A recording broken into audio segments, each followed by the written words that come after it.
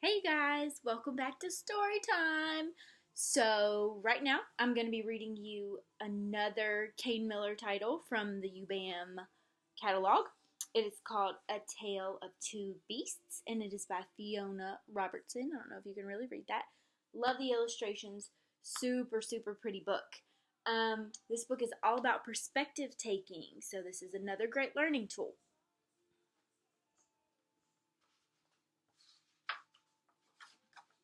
Really nice illustrations. I love it.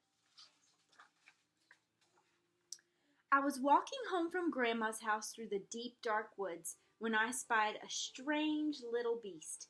He was stuck up in a tree and whining sadly.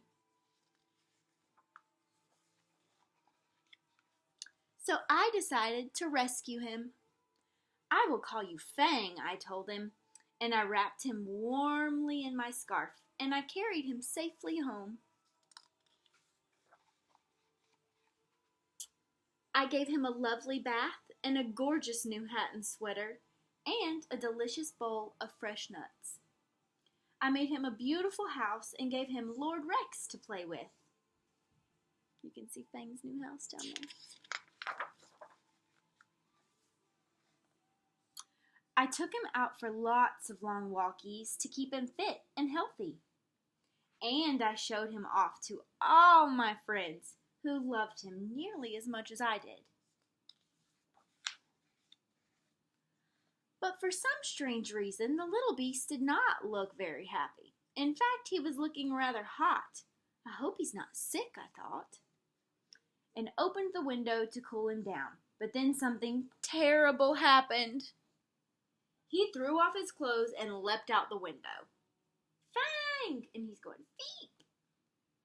I ran away as fast as he could, back to the deep, dark woods. I wanted to go and look for him, but Mama had other plans. Dinner time, blurg. Bath time, erg. Bedtime, grrr. I couldn't sleep. I missed the little beast and wondered if I would ever see him again. But then a small, furry shadow appeared at the foot of my bed. The strange little beast had returned. He seemed quite pleased to see me, and I began to think that maybe, just maybe, he wasn't that strange after all. You see her throwing off her clothes and jumping out the window? I wonder why he came back. A Tale of Two Beasts, Part 2, The Terrible Beast. I was hanging from my favorite tree, singing happily to the birds when... Hey! I was ambushed by a terrible beast. She growled at me and tied me up and carried me off to her secret lair. She made me disgustingly clean and dressed me up in a ridiculous hat and sweater and tried to make me eat squirrel food. She kept me in a tiny box with nothing for me to do and nowhere for me to hang from. She made me walk backwards and forwards and backwards again for no reason whatsoever.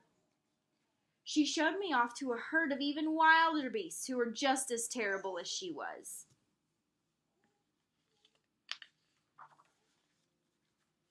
I had had enough. I made a cunning plan and put it straight into action. Free once more, I raced back to the deep dark woods before the terrible beast could catch me.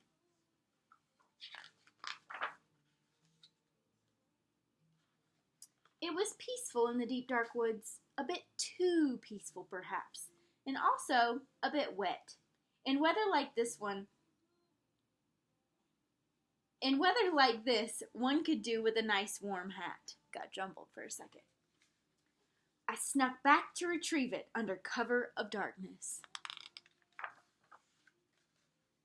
The terrible beast was waiting for me. She seemed quite pleased to see me, and I began to think that maybe, just maybe, she wasn't that terrible after all. And there's the end.